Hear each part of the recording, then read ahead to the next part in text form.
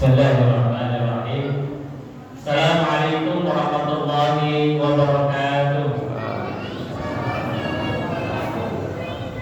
Alhamdulillahilladzi arsala rasulahu bil huda wa dinil haq liyudhhirahu 'ala dini kullihi wa law karihal kafirun. Asyhadu an la ilaha illallah wahdahu la syarika lah, ya'lamu ma kana wa ma yakun wa ma tusirruna wa ma tu'linun. Wa asyhadu anna Muhammadan abduhu wa rasuluhu shadiqul wa'dil amun. Allahumma shalli wa sallim ala sayyidina Muhammad wa ala alihi wa ashabihi wa sallam bi ihsan ila yaumil akhir. Allahumma karamin yang hormati segenap pengurus PKM Masjid Al-Barakah dan juga para pengurus lingkungan RW, RT.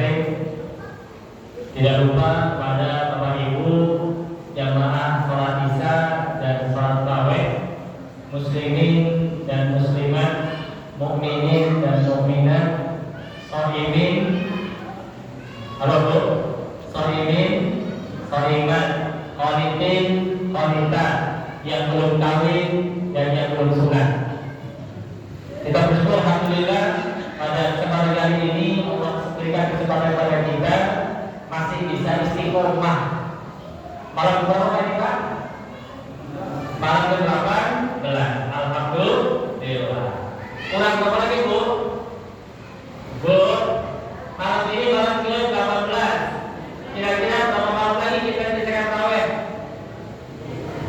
Nah, antara 12 atau 11 ya. Itu hitungan puasanya.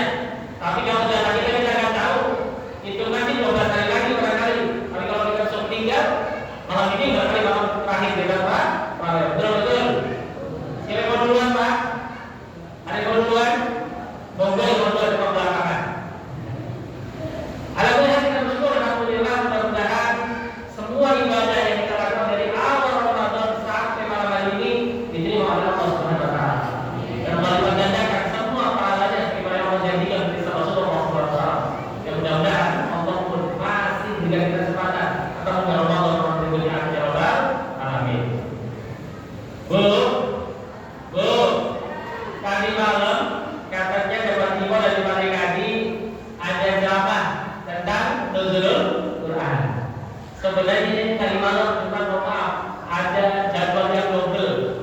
Kira-kira mungkin nggak dirubah atau mungkin nggak. Ya mungkin dalam perkara ini saya akan mengulang saja, mengingatkan kita semuanya tentang Al-Quran. Karena Rasulullah menyampaikan dalam hadisnya, Asyiyamu wal Qur'anu yashfa'ani li 'abdihi yaumil qiyamah. Ibadah puasa yang dilakukan oleh seorang hamba di bulan suci Ramadan, wal Qur'anu dan bacaan Al-Qur'an yang dibaca pada bulan suci Ramadan, yashfa'ani, dua-duanya akan menjadikan orang yang mengerjakannya, baik puasanya dan kerjakan di siang harinya, kemudian baca Qur'annya, akan menjadi syafaat bagi orang yang mengerjakannya. Amin Allahumma amin. Kalau puasa kita sering mendekatkan, tapi momentum pada pertama Ramadan ini mungkin mengingatkan kembali tentang Al-Qur'anul Karim. Jadi insya Allah kita akan bosan dengan Al-Quran, insya Allah. Pak ulama menyebutkan bahwa ada keistimewaan dan ada kemuliaan. Di satu sisi Al-Quran punya keistimewaan dibandingkan kitab-kitab suci yang lain. Tapi di sisi yang lain Al-Quran juga punya kemuliaan yang luar biasa. Mungkin sekilas saja saya akan kupas sedikit tentang keistimewaan dan kemuliaan. Apa di antara keistimewaan Al-Quran sehingga kita patut berbangga sebagai umat Rasulullah? Karena Al-Quran ternyata sesuatu yang istimewa. Apa istimewanya? Yang pertama, Al-Quran adalah kitab suci yang bahasa aslinya terjaga mulai dari turun sampai detik ini. Pernah dengar nggak Pak? Al-Quran berubah bahasanya? Pernah? Dari awal turun Iqra bismi rabbikal ladzi khalaq sampai detik ini Al-Quran tetap sama. Al-Quran dibuka dengan bahasa Arab. Sehingga Al-Fatihah yang dibaca di Masjid Al-Barakah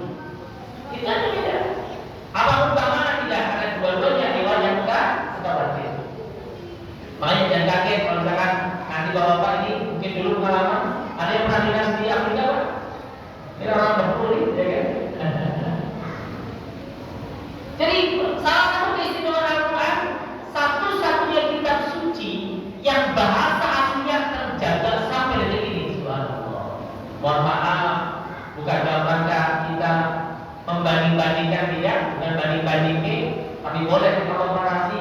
Kita suci yang lain ada perubahan bahasa nggak Pak? Yang perubahan bahasa itu berubah tentang makna dan sebagainya. Al-Quran tetap menjaga sampai detik ini. Sehingga subhanallah, meskipun ada peristiwa yang luar biasa dalam perang Uhud, 70 sahabat Nabi, para penghafal Quran syahid. Dalam perang Yamamah, 120 sahabat Nabi wafat. Bahkan pada tahun 1268 ada invasi pasukan Mongol di bawah pimpinan Bulan Tuhan menyerang Baghdad yang notabene sebagai pusat kekuasaan Islam zaman itu di dinasti Abbasiyah. Tapi subhanallah, meskipun semua pusat dihancurkan, semua Al-Quran dilakukan dalam sungai Tigris yang tadinya bening dari berubah hitam, tetap bahwa itu Al-Quran terjaga. Kenapa? Karena istilah Al-Quran meskipun di lembaran tetap terasa hilang, tapi terjaga pada dada umat manusia, khususnya umat Islam. Ini kesimpulan Pak. Satu-satunya kitab suci yang gampang dihafal kalau ya Al-Quran. Sehingga banyak mohon maaf nih, Al-Quran itu unik Bapak Ibu. Adik-adik, Al-Quran itu istimewa. Kadang-kadang mohon maaf, kalau kita niatnya ngapal Pak, susah. Ngapal sudah apa? Tapi kalau kita nggak niat ngapal, cuma kita sering baca, kalau tahu aja. Kita coba cek Bapak Ibu ya. Saya pengen tahu jemaah Masjid Al-Barakah apa nih? Ya, saya cek coba bisa mendengar ya. Saya baca ayat, Bapak Ibu tulisin ya. Siap Bapak Ibu? Semoga ada hadiahnya nih. A'udzu billahi minasy syaithanir rajim. Bismillahirrahmanirrahim. Saya baca satu ayat, Bapak Ibu baca ayat berikutnya ya. Siap? Bu, siap Bu? Pak, siap? Siap pasti akan kembali dah. Yasin. Innaka laminal mursalin. Tanzilal azizir rahim.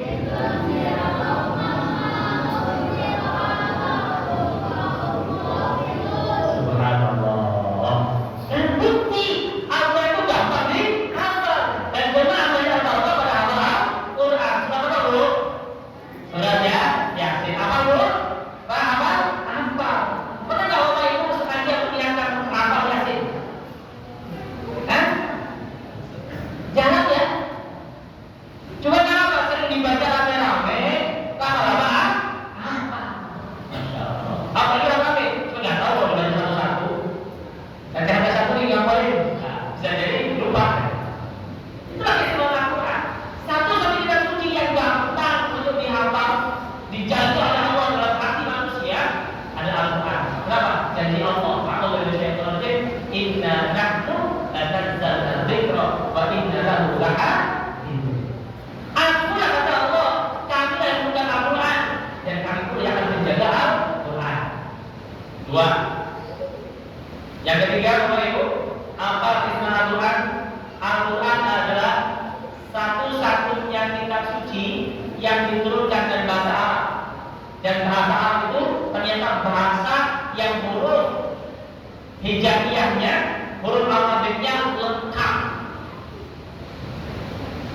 Kalau huruf Latin Indonesia dari A, B, C, D sampai Z. Cuman contoh misalkan di huruf Latin bahasa Indonesia ada huruf apa? S.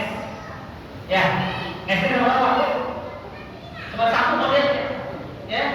Tapi bahasa Arab, Masya Allah, ada 4 Bapak Ibu yang serupa penulisannya dalam bahasa Indonesia. Kalau dalam bahasa Arab beda. Apa itu? Pertama Ka. Yang kedua apa?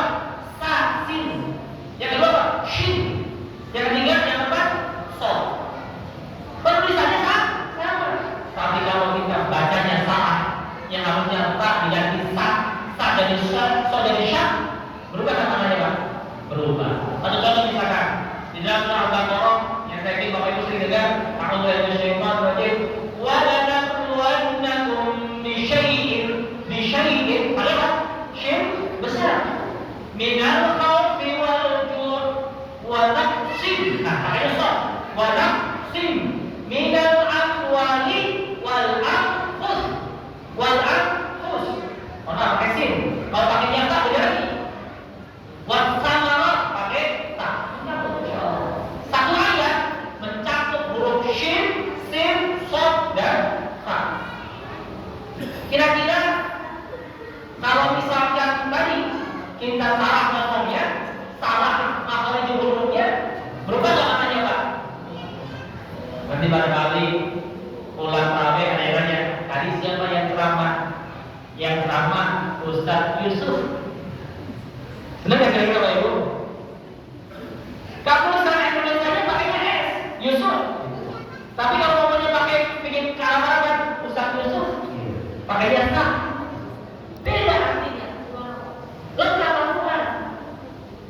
Bapak-bapak Bapak yang biasa keluar negeri, di Inggris ya, dalam bahasa Inggris ada nggak huruf dot?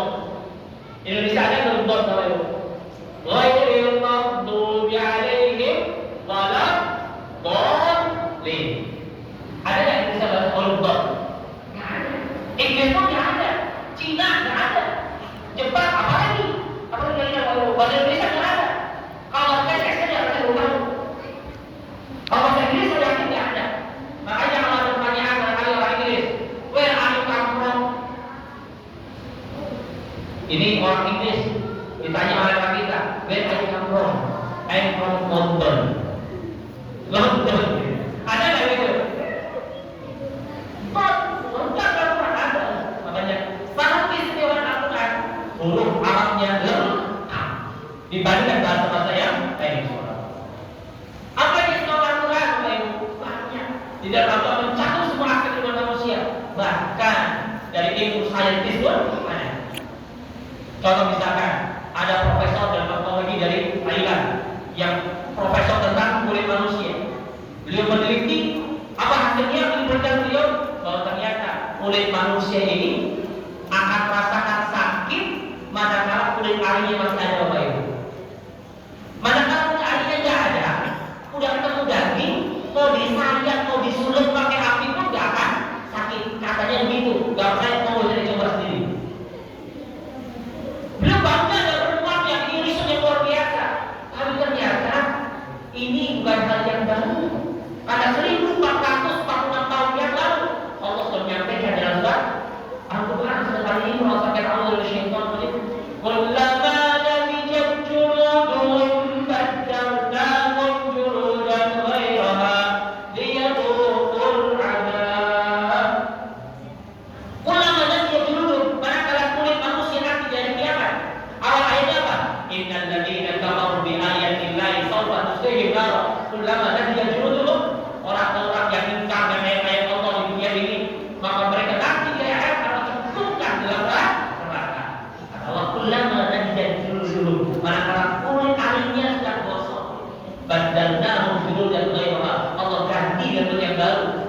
Liyadhuqul adab, ya mereka merasakan siksaan yang sangat pedih. 1446 tahun yang lalu sudah ada. Ada lagi profesor dari Eropa yang menemukan bahwa ternyata ada di dunia bumi ini percampuran pertemuan antara air laut dan air tawar ketika nyampur. Padahal kalau bisa nyampur nih Pak, ini jadi air payung Pak ya. Bisa tempat ternak apa? Kembang biak, bandeng. Beliau riset ketemu bisa satu selat antara Spanyol dengan Maroko. Namanya kalau tidak salah selat Gibraltar. Masa belum pernah ke sana, mohon maaf. Itu ketemu Bapak Ibu air laut yang satu asin, yang satu tawar, nempel tapi tidak bertemu. Nah, lagi-lagi ini bersuatu hal yang baru dalam Islam. Sudah ada dalam Al-Quran. Marajat bahraini yaltaqiyan bainahuma barzakhun la yabghi. Ketemu. Subhanallah. Ini keistimewaan Al-Quran. Oke, sudah cukup. Terakhir Bapak Ibu, apa kemuliaan Al-Quran? Bapak Ibu, ini apa? Tisu. Tambah dari apa? Ayo ya, sama dengan kertas ya Bapak Ibu ya. Kertas fungsinya macam-macam. Bisa jadi alat tulis, kalau masih baru dipakai, atau sudah lama nggak dipakai, dia mau dibuang, dibungkus sama tukang nasi uduk, jadi bungkus nasi uduk ya, atau menjauh yang lain. Tapi kertas, sesama kertas, kalau di situ ditulis ayat Al-Quran Karim dari Al-Fatihah sampai Anas, mulia atau tidak? Mulia. Orang sampaikan, la yamassuhu illa al-mutahharun. Gak boleh kita menyentuh kertas atau mushaf tadi yang kita katakan mushaf kecuali dari kondisi yang bersuci. Subhanallah. Kertas yang biasa jadi mulia. Kenapa? Karena nempel dengan Al-Quran. Subhanallah. Ya. Jadi Al-Quran itu mulia. Apa lagi kira-kira yang berdekatan yang nempel dengan mulia jadi nggak apa jadi mulia? Contoh misalkan tadi malam malam nuzulul Quran. Tadi Imam Pak Haji menyebutkan bacaan ayat Al-Baqarah. waqtilafil laili wan nahar. Ya, surah Al-Baqarah. Al-Imran ya. Bahwa inna fi khalqis samawati wal ardi waqtilafil laili wan nahar la ayatin li ulil. Ada perjanjian malam. Di dalam Al-Qur'an banyak kata-kata malam. Wal laili idza yaghsha wan nahar dan sebagainya. Tadi Bapak Ibu, malam sama malam jadi mulia kenapa? Nempel dengan Al-Qur'an. Apa itu? Malam turunnya Al-Qur'an. Inna anzalnahu fi lailatul qadar. Inna anzalnahu fi lailatul mubarakah. Malamnya jadi istimewa, malamnya jadi mulia. Kenapa? Karena malam itu Allah turunkan ayat-ayat suci Al-Qur'an. Apalagi kemuliaan Al-Qur'an bulan Januari sampai Desember, Muharram sampai Dzulhijjah. Tapi satu lagi bulan yang mulia yang Allah sebutkan terakhir dalam Al-Qur'an, bulan apa? Bulan Ramadan. Kenapa disebutkan Ramadan disebut oleh Allah? Karena kaitannya dengan Al-Qur'an. Syahrul Ramadan alladzi unzila fihi Al-Qur'an. Hudan lin-nasi wa bayyinatin minal huda wal furqan. Bulan Ramadan adalah bulan di mana Allah turunkan Al-Qur'an. Sehingga bulan Ramadan menjadi bulan yang mulia. Allah. Apa yang dilakukan itu? Tempat Al-Barakah ini, Masjid Al-Barakah, tempat biasa. Cuma di tempat ini dibacakan ayat-ayat Al-Quran, baik di waktu sholat, di luar sholat, jadi mulia nggak itu? Mulia. Di depan dari segi kaki ada batas suci. Tempat pun jadi mulia. Contoh tempat yang mulia adalah apa? Masjid jadi mulia. Bahkan barangkali mohon maaf, yang di Pondok Aren nggak ada, di Pondok Aren nggak ada, apa itu? Gua. Oh gua kan? Terang Batu, ya. Di Mekah ada gua namanya gua Hiro, ya. Ada gua Hiro yang posisinya di puncak Jabal Nur. Ratusan ribuan jamaah haji dan umroh baru aku pergi naik ke atas. Kenapa? Di sana tempat Al-Quran itu turunkan. Di depan dua apa? Nah, di sini ada gua kan? Ada kan kira-kira Bapak Ibu? Ada. Gua gua. Gua yang biasa tapi jadi mulia, jadi istimewa kenapa? Menjadi tempat turunnya Al-Quran yang pertama kali. Iqra bismi rabbikal ladzi khalaq. Ini satu hal, subhanallah, kemuliaan Al-Quran. Termasuk insyaallah manusia-manusia yang biasa membaca Al-Quran, mulia dari Bapak Ibu. Insyaallah Allah muliakan dengan Al-Quran. Makanya tidak heran pernah dengar barangkali ya ataupun nonton orang-orang yang dari kecilnya belajar Al-Quran, belajar membacanya. Setelah bisa membaca Al-Quran, yang naik kelas. Apa itu? Mencoba menghafal Al-Qurannya. Udah bisa hafal Al-Quran, kemudian belajar lagi memahami ayat-ayat Al-Quran, belajar ilmu tafsir dan sebagainya. Sudah bisa memahami Al-Quran, sudah mengamalkan Al-Quran dan kita sehari-hari. Baik itu akidahnya, ibadahnya, muamalahnya, akhlaknya, semua diamalkan. Meninggal, tidak sedikit orang yang model gini meninggal jasadnya utuh meskipun sudah ribuan tahun. Terbukti 70 sahabat Rasulullah SAW yang wafat syahid gugur di medan Uhud, ternyata 60 tahun kemudian manakala gunung Uhud, kota Madinah, kena hujan dari tadi ini, hujan lebat banget, terkikis banjir dan subhanallah makam para saudara dulu terangkat. Dan ternyata jasadnya meskipun sudah puluhan tahun dimakamkan masih utuh. Bahkan riwayat para ulama manakala digeser diangkat badannya, lukanya itu masih meneteskan darah seakan-akan baru kemarin rumah tersebut. Ini kemuliaan yang Allah berikan kepada para ahli Quran. Mudah-mudahan momentum Ramadan ini momentum kembalian kita kembali kepada Al-Quran. Insya Allah Al-Quran yakin mulia kalau Allah. Dan orang-orang yang dekat dengan Al-Quran atau memuliakan Al-Quran, mudah-mudahan kita kecipratan kemuliaannya. Amin amin ya rabbal alamin. Ini saja yang saya sampaikan. Mudah-mudahan bermanfaat. Dan adik-adik saya ajak, ayo kita semangat membersamai Al-Quran dan bersama Al-Quran di mana kita berada. Yakin Allah akan muliakan tidak hanya di dunia, tidak hanya di akhirat, di dunia pun akan Allah muliakan. Insya Allah. Aku berhati wa astagfirullahaladzim. Allahumma amin wa barik. warahmatullahi wabarakatuh.